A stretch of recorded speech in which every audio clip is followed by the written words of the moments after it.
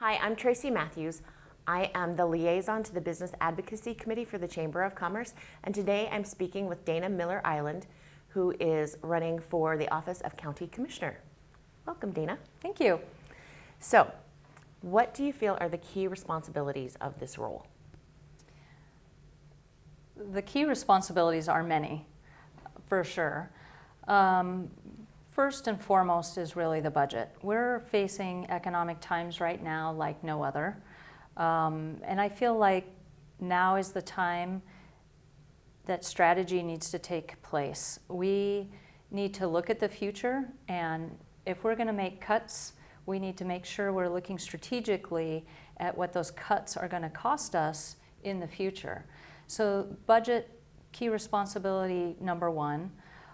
Number two is really being innovative, and we need to focus on diversifying our economy.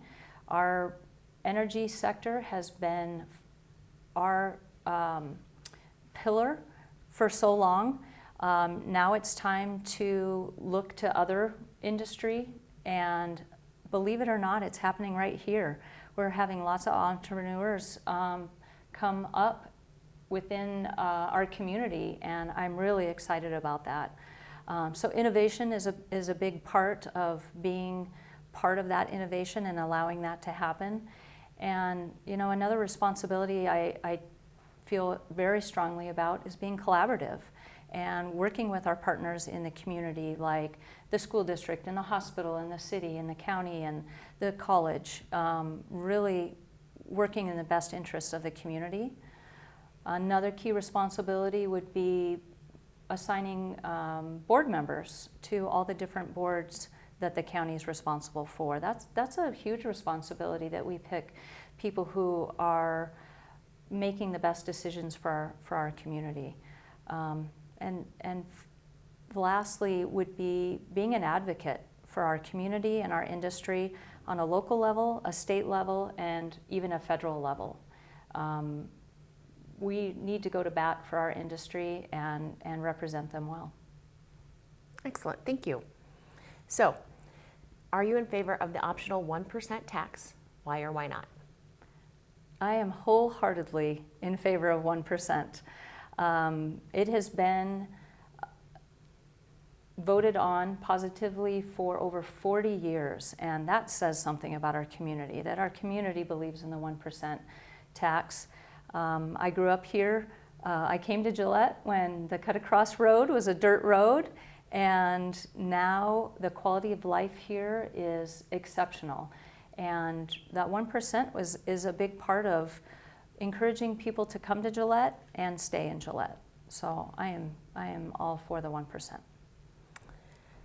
What would you do to improve the overall business climate in the city, county, and state? So like I said, entrepreneurs are just popping up. Right now, if we can give our support to current entrepreneurs that are starting up, we have really the people who can make a difference in this community, and there are so many resources that they're not aware of. So being kind of that liaison and networking people together, I really see our community diversifying quicker than anybody can imagine, just because of everyone is on the same page right now. Let's take this in our own hands and let's make something happen. And in addition to the smaller entrepreneurs, there's big efforts going on with looking at different ways to sell coal. So not necessarily just burning coal, but creating new products.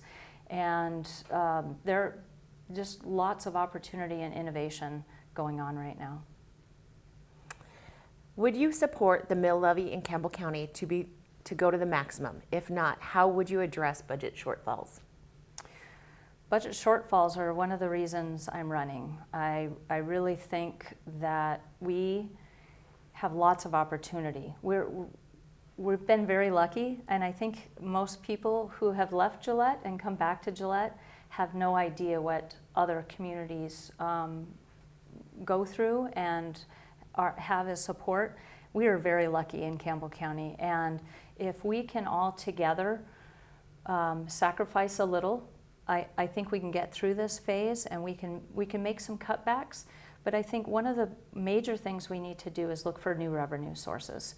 And right now we've been lucky with the mill levy that we're one of the only counties in the whole state that doesn't have the full mill levy, and I'd like to see it kept that way. Our energy sector has provided for us in the past, and now we need to find some new ways to support the government agencies, and there's a lot of innovative ideas that we can do that. So ideally that would be a last resort to raise it to the 12 mills. Lastly, Dana, I just wanted to give you a couple of minutes to kind of wrap up and talk about anything I didn't ask you that you really feel passionate about and want people to know about you. Passion is the key, actually. I feel passionate about the future of Gillette, and I have been in business for 10 years now and have seen a couple of economic cycles, and I've seen how the community's reacted. I've seen how I've had to react personally with my business, and that gives me some leadership on the county commission that really they haven't seen to this point. So I'm looking forward to managing the budget in a way that is collaborative and inclusive. I've just spent the last year with Leadership Wyoming learning about industry and leadership and communities across the state and what they're doing, and we can learn from other people. And innovation really is where we want to be. We want to continue to innovate and grow our existing businesses. There's entrepreneurs that are needing assistance, and they're going to be successful, and that's where I think I'm different from other candidates. I believe in innovation, entrepreneurism, and fiscal responsibility. So I ask for your vote on August 18th, and you can see more of my information at votefordana.net. Thank you.